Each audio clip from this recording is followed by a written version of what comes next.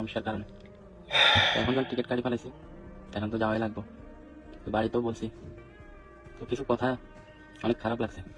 তো আজকে 5 বছর 5.5 বছর প্রবাসে।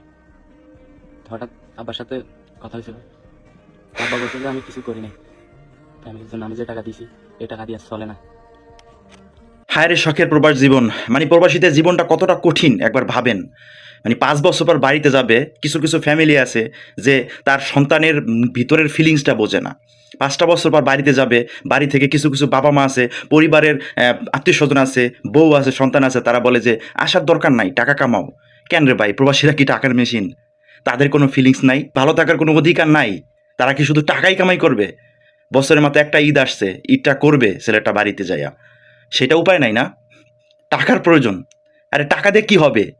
টাকা দিয়ে কি সুখ কিনতে পারবেন? এরকম অনেক হাজারো প্রবাসীর জীবন কিন্তু এরকম হইতেছে। আপনাদের বলতেছি, যারা পরিবারের সদস্যরা আছেন, এতটা মানসিক চাপ দিবেন না প্রবাসীদের। প্রবাসী জীবনে অনেক কষ্ট, আপনাদের ছাইরা থাকে, টাকা ইনকাম করে, আপনাদের ছাইরা থাকে অসুখ বিসুখ, কত কিছু হয়। এরকম কইরেন না, এরকম কইরেন না, কারণ প্রবাসীদের কষ্ট দিলে লাস্ট পর্যন্ত কেউ বোঝে না প্রবাসীদের কষ্ট। যদি আপনারা না বোঝেন, কে বুঝবে? এমনটা কইরেন না প্লিজ।